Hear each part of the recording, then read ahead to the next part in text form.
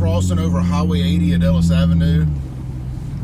Just kind of wanted to get a little quick tour of an area we don't get into much often. I mean, I work over here, but I don't film over here much. It is Friday, February 14th. It's Valentine's Day here in Jackson, Mississippi. Right there on the right is the old Hutto's, which is still open as far as I know. You got the South Point Center back there behind it. It used to be the unemployment office and all that stuff. We're coming up on Lynch Street and the Lynch Street Town Creek area, not the Town Creek, but the Lynch Street Creek.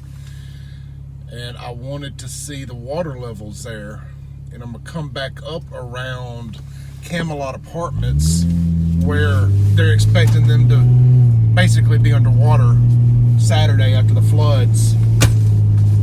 This area here, the Lynch Street Creek area, is definitely going to get a lot of rain, or not rain, excuse me, going to get a lot of rising waters.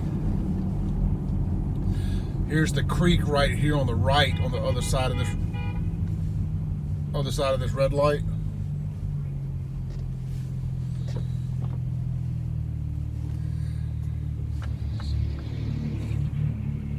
People wild over here, man. They're selling Valentines baskets over here on the corner.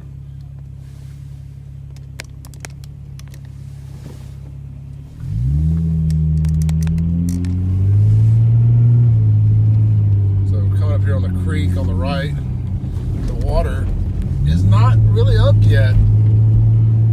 I guess they're expecting the backflow once it comes over to get really bad.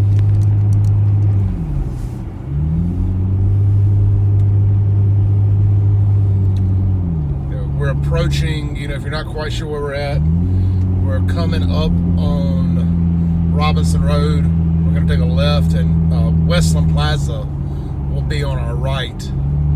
You got the Crystals right here on the left. You got Ellis Seafood. Ellis Seafood is still my favorite low-dough food in Jackson, Mississippi. Maybe in America, honestly. $5 for about 50 or 60 popcorn shrimp, fried fresh on the spot. Man, it's worth the risk, as we'll call it, of the area.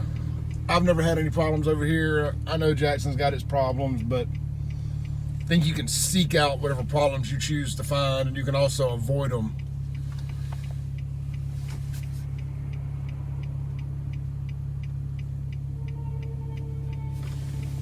Yeah.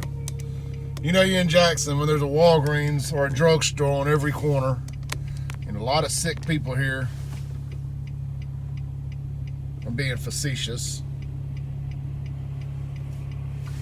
I remember when I was a kid, man, a fire truck pulled up beside me.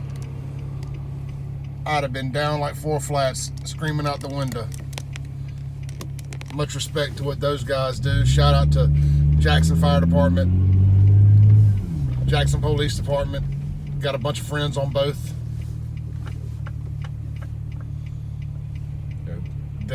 They can't help what the leadership in Jackson gives them. It's like having a bad boss at work, and it doesn't make you a bad employee. I'm fortunate to have one of the best bosses in America right now. And I'm not saying that because he may listen to this. He don't even know I do this for the most part. But it's why I still come to work over here in Jackson every day instead of taking a job in Rankin County or Madison County. You work for good people, you help people, it's rewarding. I'll tell you what, we talk a lot about Jackson on this page. Westland Plaza has somehow survived through crime, through an impoverished area, lack of jobs, all that. Here is Camelot Apartments. They are going to be underwater, unfortunately, from everything I've seen. So if you live in Camelot and you lose anything, let Save Jackson know. We will do all we can to raise some money, help you replace stuff, feed your family. Anything we can do from a logistics standpoint, helping raise money.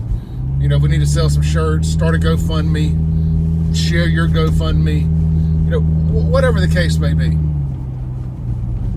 You know, I started a hashtag here lately, like I am Jackson, JXN, I am JXN. You know, we're all Jackson. It doesn't matter what color you are, what religion you are. None of that matters. It's ridiculous. We all bleed red. We're all Mississippians. Jackson, Rankin County, Pearl, whatever. I do not care. I love all of you. I just hate seeing the city that I grew up in go to such hell in a handbasket. And a lot of it's over poor leadership, not doing anything to get jobs here, not putting the money back here where it goes, giving the Convention and Visitors Bureau millions of dollars to waste on a blues festival for several years that could have paved multiple roads, but no, it lost money.